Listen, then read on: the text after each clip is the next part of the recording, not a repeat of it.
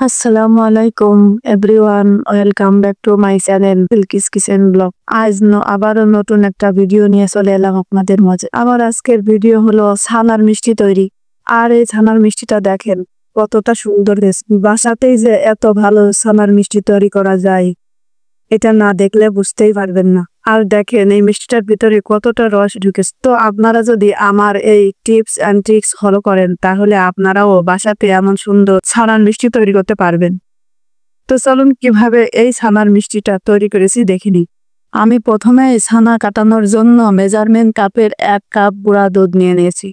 আপনারা চাইলে চায়ের কাপেও এই কাজটা করতে পারেন, তাতে কোনো সমস্যা নেই। এখন এই 1 কাপ গুঁড়া দুধের মধ্যে 3 কাপ পানি দিয়ে দেব। পানি দিয়ে দুধ আর পানি এভাবে ভালো করে মিশাই নেবে।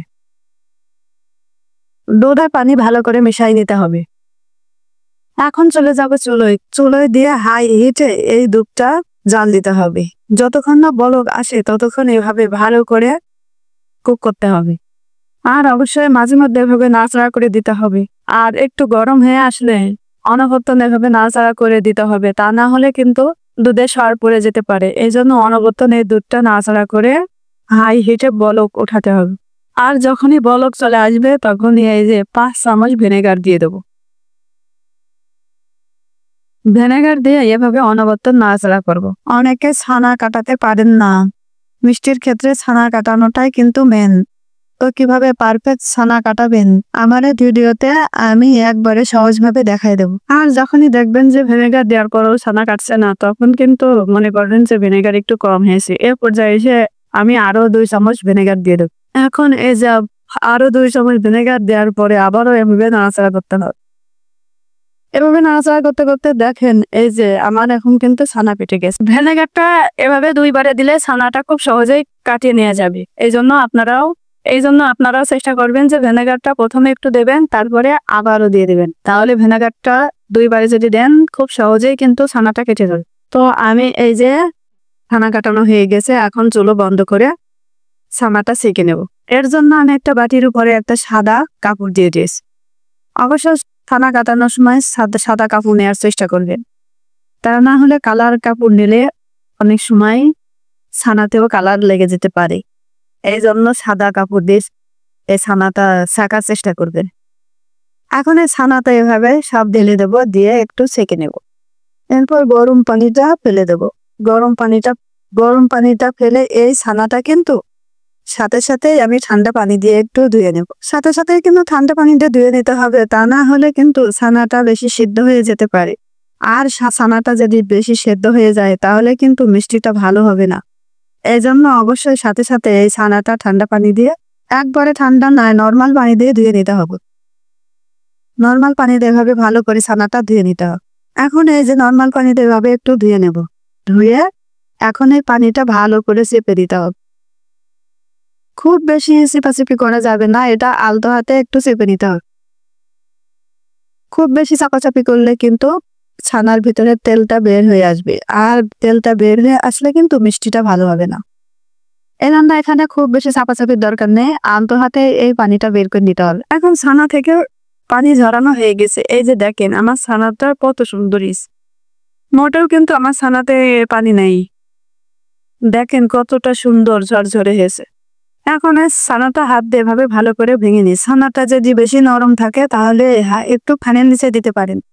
খুব বেশি শুকানো যাবে না, কিন্তু বেশি শুকালে ছানাটা ড্রাই হয়ে গেলে মিষ্টিটা হবে না। আমার ছানাটা বেশি নরমও হয়নি, বেশি শক্তও হয়নি, আমার ছানাটা পারফেক্ট হয়েছে। এখন আমি ছানাটা মুঠে নেব।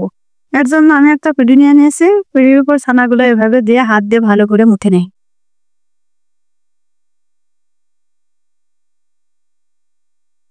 এখন এই যে হাতের এই তালু দিয়ে আমি এভাবে ছানাটা একটু ঘষে ঘষে এরকম করে মুঠে নেব। জাস্ট ছানা থেকে যে গোটা গোটা দানা দানা ভাব আছে ওই দানাটা ভেঙে দেব। এই জন্য হাতের তালু দিয়ে এভাবে এই যে এমন করে করে ছানার সেই গোটা দানাটা ভেঙে দিতে হবে। একবারে বেশি ঘাসাঘাসি করা যাবে না, তাহলে কিন্তু ছানার ভিতরে তেল বের হয়ে আসতে পারে। আর ছানার ভিতরে তেল যদি বের হয়ে আসে তাহলে কিন্তু মিষ্টিটা ভালো হবে না, বাঁচতে গেলে মিষ্টিটা ভেঙে যাবে। এই জন্য এই কাজটা খুব ভালো করে করতে হবে। এভাবে আস্তে আস্তে শুধু ছানার ভিতরে যে গোটা গোটা আছে এই গোটাটা ভেঙে দিতে হবে। এখন এই যে ছানাটা আমার মোটা হয়ে গেছে, এরপর একটা বাটি নেব। বাটিতে 1 চামচ ময়দা, 1 চামচ গুঁড়া দুধ, আধা চামচ চিনি আর আধা চামচ সুজি দিয়ে দেব। আর দেবো 1 চামচ তেল দিয়ে এখন সব উপকরণগুলো ভালো করে মেখে নেব। এরপর সেই মেখে রাখা ছানার ভিতরে এগুলো দিয়ে দেব।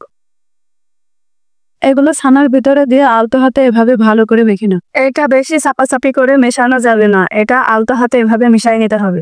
মাখা এগুলো এখন ছানাটা এক জায়গায় করে নিয়ে আসবো। সব ছানাটা এভাবে এক জায়গায় করে এসে হাতটা ধুয়ে আসবো। হাতটা ধুয়ে হাতে একটু তেল লাগাই নেব, নিয়ে এখন এখান থেকে একটু একটু করে ছানা নেব। আর এই যে 2 হাতে তালু দিয়ে এভাবে ভালো করে গোল করে নেব। আপনারা চাইলে এখানে লম্বা লম্বা করে এই মিষ্টিটা তৈরি করতে পারেন। আমি কিন্তু এভাবে গোল গোল করে মিষ্টির শেপটা তৈরি করে নিয়েছি।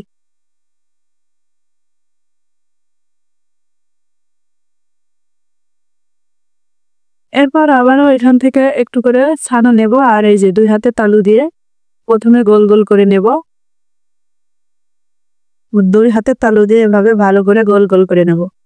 এভাবে ভালো করে গোল গোল করে নিতে হবে যাতে মিষ্টির গায়ে কোনো ফাটল না থাকে।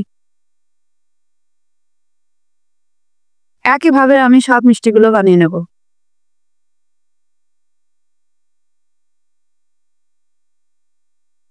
আর এই যে দেখতেই পাচ্ছেন আমার মিষ্টির গায়ে কিন্তু কোনো ফাটল নেই। এখন এভাবে সব মিষ্টিগুলো তৈরি করে নেব। এই যে দেখেন এখন সব মিষ্টিগুলো তৈরি হয়ে গেছে। আর দেখেন মিষ্টিগুলো কতটা সুন্দর হয়েছে, মিষ্টির গায়ে কোনো ফাটল নেই। এরপর চলে যাব চুলোয়। 1 কাপ চিনি দেব আর দেব 4 কাপ পানি। আমি কিন্তু যে কাপে গুঁড়া দুধ নিয়েছি সেই কাপে 1 কাপ চিনি দিয়ে দিচ্ছি।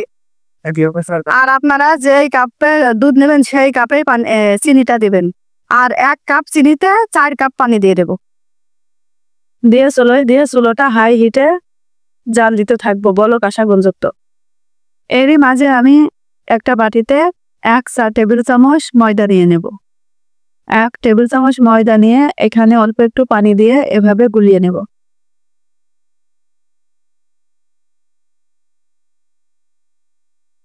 এভাবে গুলিয়ে একপাশে রেখে দেব। এই পর্যায়ে এসে 2টা এলাচ দিয়ে দেবো। এলাচের মুখটা একটু ছড়িয়ে দেবো, তাহলে মিষ্টির ফ্লেভারটা খুব ভালো আসবে। আপনারা চাইলে নাও দিতে পারেন।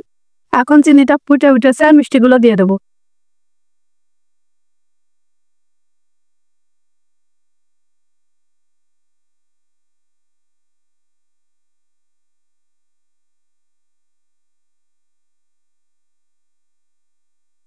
এখন সেই ময়দার মিশ্রণটা দিয়ে দেবো।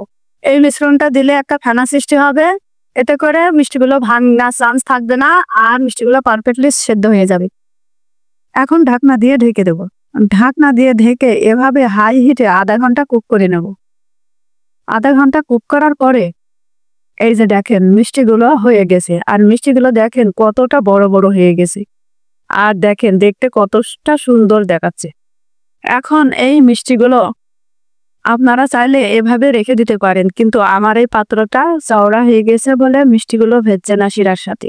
এই জন্য এই মিষ্টিগুলো আমি একটা বাটিতে ঢেলে নেব।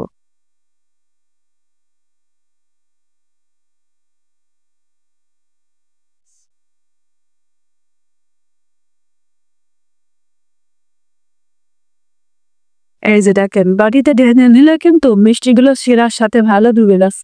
এখন এই মিষ্টিগুলো এভাবে ঢেকে রাখবো।